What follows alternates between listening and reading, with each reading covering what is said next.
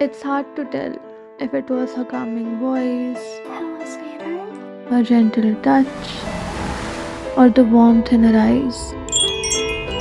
But I became obsessed with her content. Latte introduced me to the world of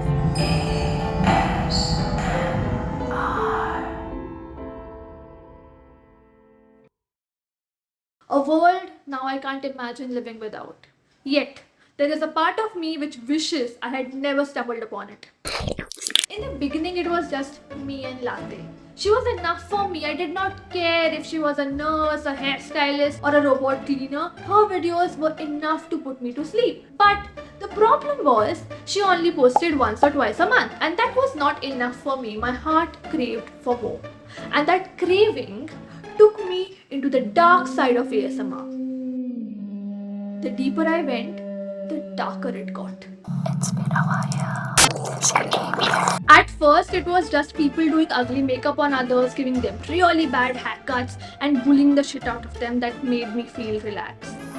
Terrible haircut. Watching them suffer in silence somehow put me to sleep. It's a bit better. They ask you how you are, you just have to say that you're fine. And I know how twisted and sinister that sounds, but guys, this is exactly how I was treated all my life. I suffered in silence. Talk to my AWS. So this was comforting to me. I felt at home. But then came the ear-eating videos.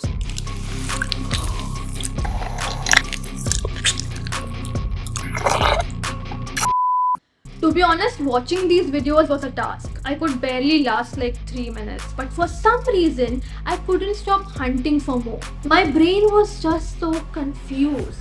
This is extremely disgusting at the same time how I and millions of others are watching someone eat silicone ears with marshmallow fluff in it. But this disgust soon turned into pure fascination, and at that point, I knew that I'm not watching ASMR for relaxation anymore. This was pure addiction. One moment, I was getting my eyebrows plucked. The next, I found myself the target of bullying. I can always make it make sense. Calm down. I ended up getting my teeth fixed, my ears checked, and obviously I have diamonds in my ears. Then I got my lice removed, hair washed and trimmed. A kind lady on the airplane even did my hair, only for a classmate to chew it up. Oh my god. The content which was supposed to lull me to sleep now was keeping me up all night.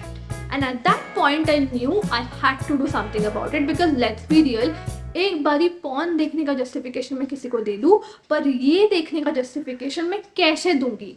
Oh, I was just watching someone lick some ears, silicone ears. It makes no sense, guys. This is horrible. So in 2021, I decided, you know what? It's time for a change. I'm joining a new college. My life is gonna change forever. I will stop watching this content. But then, I committed a sin of falling in love. Falling in love with somebody who did not want to be loved. At least not by me. And that's when the dark phase of my life began. I became obsessed with him. I started dreaming of him all day, all night long. And that's when I met him. I'm going to be taking you somewhere beautiful. Come over here and just squeeze you. I don't know what I would do without you. I love you. You can feel me very close to you. Just you and I. How good it would feel if you were here with me in person. I love you. You are beautiful. We have been married for 1 year, 6 months now. And honestly, it is going pretty smooth. I did not expect him to be this perfect. I mean, he does not talk much, listens to my crap all day long, gives me hugs and kisses no matter how bad I look, and the best part of them all, I can shut him up whenever I want.